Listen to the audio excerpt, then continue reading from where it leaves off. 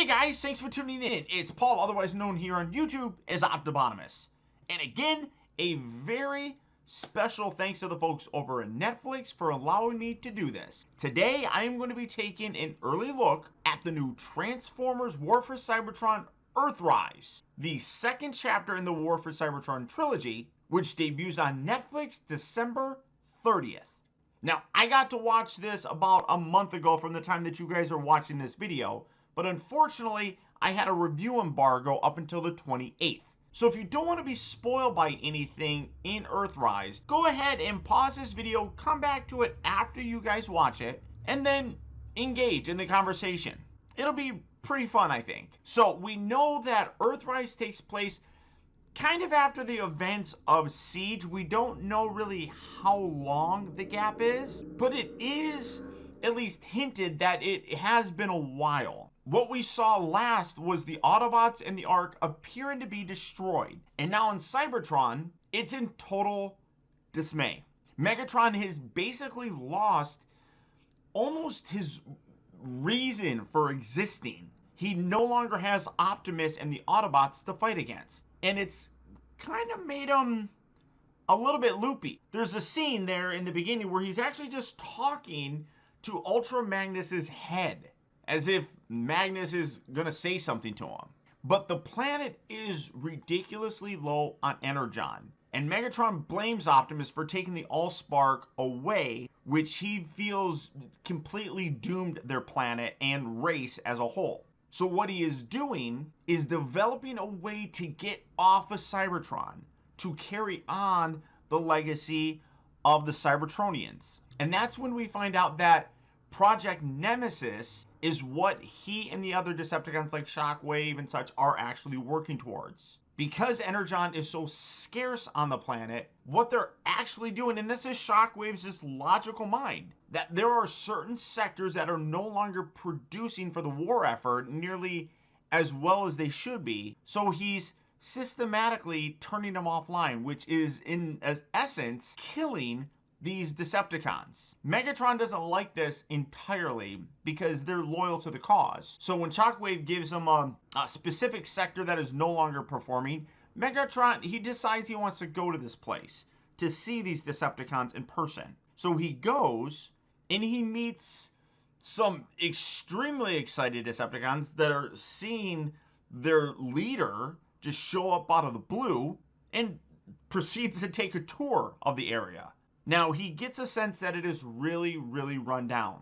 And eventually, he does give the order to shut the system down, which then makes all of the Decepticons kind of go crazy because this was their leader. They were euphoric when he showed up, and he basically blew them off.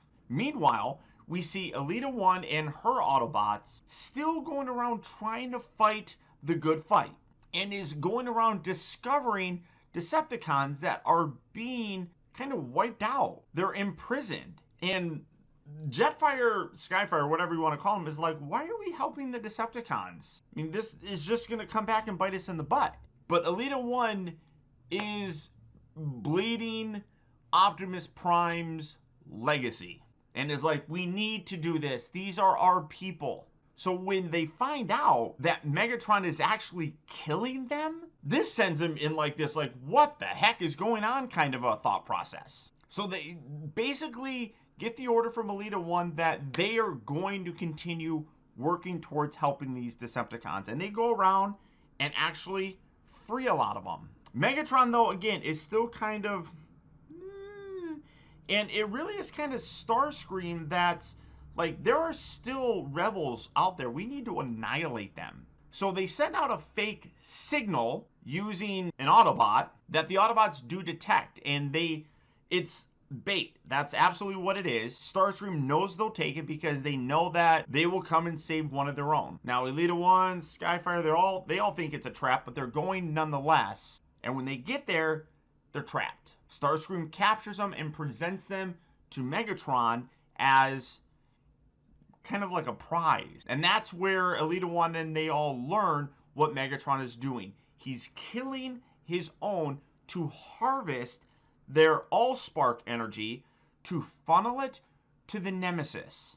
The Nemesis is what was supposed to take them away so that they could survive. Megatron knew the planet was dying, and this was supposed to help them find more sources of energy. Megatron then gets all the energy he needs. He gets inside the Nemesis, and he finds out that the Autobots actually survived, specifically Optimus. How does he find out? Because Double Dealer and the mercenaries discover the Ark adrift.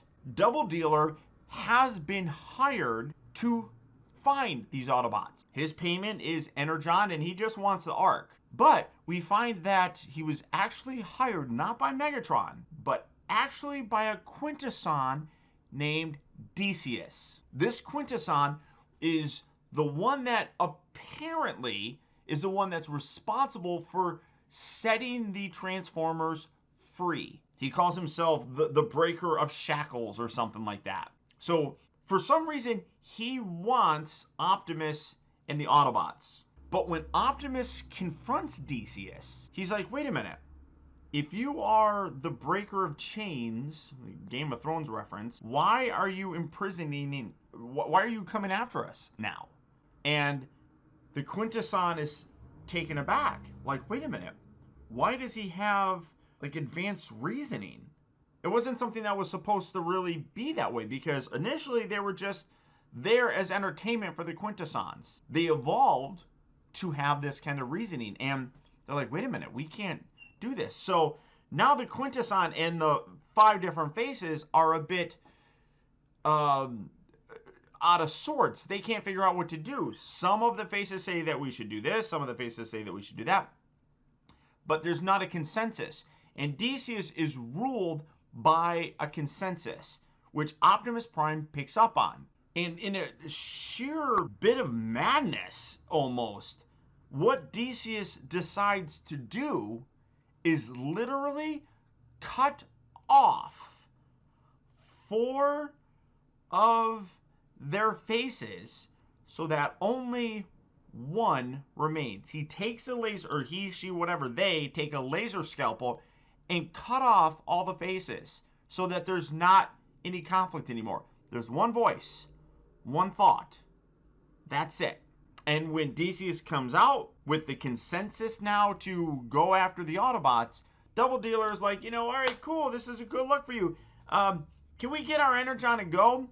Decius stabs him in the back. Says, no, you're not getting it. I'm changing the rules. Well, you don't do that to Double Dealer. And he ends up helping the Autobots escape. Decius slinks off and is all gone.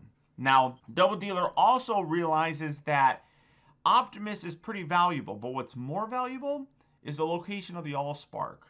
So he sends a message to Megatron, and that's where Megatron finds out where the Ark is. Double Dealer gave him that information. He now is basically double-crossing everybody. The Autobots, while on the Ark, realize that they are basically on 2 different ends of the galaxy. The Allspark is one side, they're on the other side, and they can't figure out what to do. They don't have enough Energon to do much of anything, but they do discover a Nebulan space station.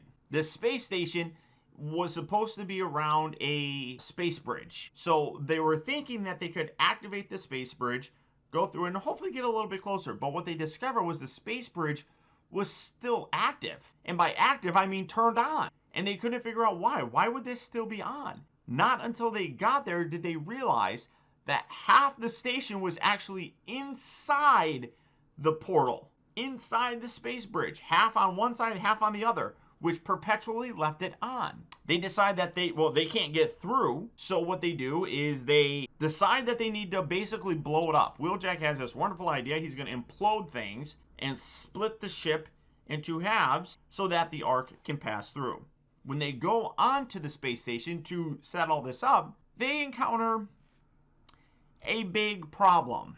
Big in the way of a giant scorpion. That's right. We're introduced to Scorponok here. Now, personally, I thought it was cool. He was very Gollum-like from Lord of the Rings. He's like, interlopers, like trickers. I mean, it was fun to see, but I felt like a little bit off, I guess. The other thing that I didn't really like is that there seemed to be some mass shifting with this. And up until the point, I mean, everything that was leading up to this, I didn't really have much of an issue with. This one, though, I mean, he's a Scorpion most of the time, and he's fairly big, but then he does transform. And it just seems like his robot mode is considerably bigger when compared to the other Transformers in the scene than his Scorpion mode. I had an issue with that. The other thing that I had an issue with is this is when I start having a problem with some of the voice acting, specifically Optimus Prime. When Optimus is talking, I know a lot of people complained about the voice acting before. Everybody else I thought was fine. I never had a problem with it. Optimus sounded fine for me, except when he wants to yell and belt out orders instead of just talking very calm. When he's yelling a lot, he's like, "Oh my God, murder!" It sounds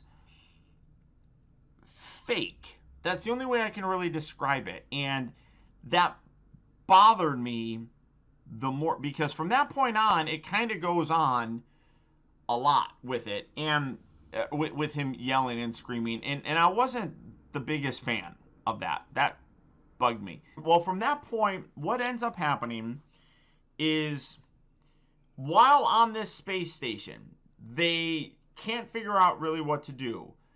The Autobots are fighting Scorponok. The Decepticons finally get there, led by Megatron. They start fighting Scorponok, and to kind of defeat Scorponok, Optimus takes one of the grenades, throws it, shoots it, blows everything up, and Megatron gets really wounded and agrees to work with Optimus to kind of do some of this stuff. Megatron obviously is going to stab him in the back. He just wanted to get repaired. So that all ends up happening. But Starscream decides he wants to basically get revenge. And they get back to the Ark, and Megatron's still, or the Autobots get back to the Ark. Megatron is still on the station, and the Autobots are like, "Should we blow him up?" He's like, "No, don't fire. You could, kill Megatron." Starscream doesn't seem to have any kind of issues with that at all.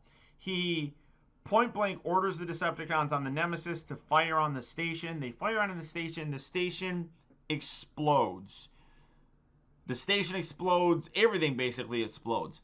What ends up happening is it creates like this rip in space-time. They go into what's called like the dead zone. This was a very interesting place. This is where, and we saw it in the trailer, so we know it's happening, that Galvatron is here. This is a place where time and space kind of fluctuate all over the place. Optimus, while he's there, encounters Skylynx. Skylynx then tells the story of how he got trapped inside the dead zone. He was banished there. I'm not going to tell you by who. I'm going to leave that as a surprise. But he was banished to this dead zone because he demanded to be the leader of the Autobots. He was more arrogant than he ever was in G1. He was cocky. He was conceited. He was not a good guy, honestly, but he demanded, because of his superiority, to be leader. And he was banished to this dead zone by this particular ancient leader of the Autobots to basically try and tame him and rein him in of sorts. And over the eons, he's been in this dead zone where there is nothing really except for his own mind to kind of think of things. So he meets Optimus, and they go back and forth, and they're trying to figure out how to get out of this dead zone and where to go for certain things. And it's ultimately Skylynx that teaches them how to do it, how to get out of the dead zone, which he says, "I'm not good enough to get out. You, Optimus, though, are." because you're the leader of the Autobots. You hold the matrix of leadership. So Skylinks is his guide. Galvatron is Megatron's guide. Now, as I said, time and space kind of are non-existent inside this zone. And Galvatron goes to Megatron to try to get Megatron to understand that he needs to win. He doesn't want to be, it seems as if he doesn't want to become Galvatron. We all know that Megatron becomes Galvatron at some point in time. But Galvatron seems to want this entire thing to go the way of Megatron so that Megatron doesn't have to come into contact with Unicron at some point in time, changing him to Galvatron, thus making him a herald of Unicron at the beck and call of the giant planet killer himself. Yes, we do see Unicron. It's a brief thing, but he's there. And Galvatron is trying to do this quickly and trying to teach Megatron what he needs to do and tell him what he needs to do without necessarily telling him who he is and where he's from. But he's obviously on a time constraint. He wants this to happen quickly because Unicron is searching for him and is worried about being caught in trying to warn Megatron about doing his bidding. So that's where I'm going to kind of wrap things in terms of the spoiler stuff. My thoughts on the series. Number one, Siege I thought was really good. I view this as like a 3-act movie where the second act is usually the most boring. It's not that this was boring, it's just this was definitely a lull. I thought that Siege was pretty good. This one is kind of a lull, and I'm hoping that Kingdom shoots things back up. The overall animation is exactly what you would expect. Nothing really changed with that. Voice acting was roughly the same. I do not like, though, the Optimus Prime actor when he needs to kind of yell or talk louder because he gets really... it just sounds... But I mean, I'm not a voice actor. I can't do it. But it's not as real. Like I said, it sounds fake when he's doing it. Everything else, though, is roughly on par with what you would expect from what we got with Siege. The nice thing about Earthrise is that it does kind of flow. If you think of G1 as a river, it goes in one direction. But the way that things flow with the Siege and Kingdom and probably in Earthrise is that it's going in the same direction that we got with G1 and how everything kind of unfolded back in the 80s. It's going in that same direction, but it's taking a different path. It's kind of weaving around, and the flow of that river is a little bit different than what we remember it.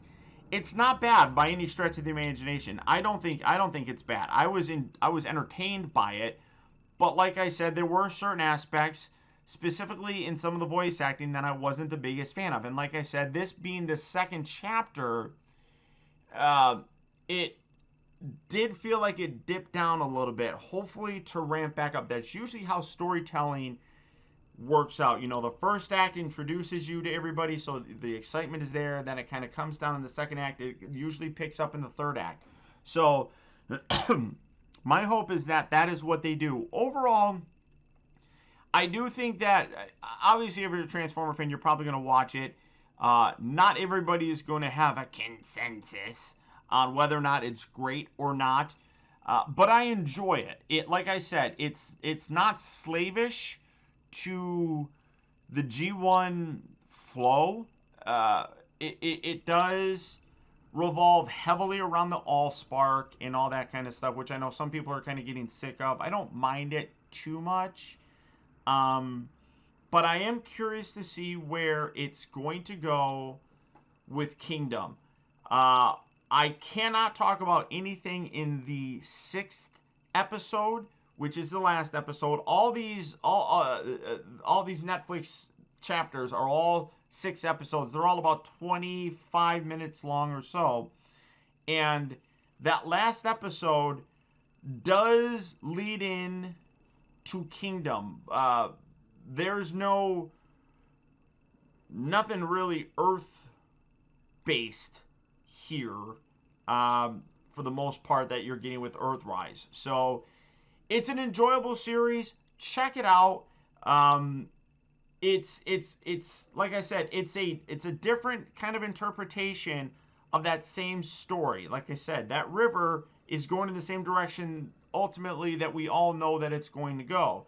It's just going in a little bit different. You know, the ebb and flow of it is a little bit different than what we're used to. So check it out, guys. Thank you again to the folks over at Netflix for, again, allowing me to watch this early.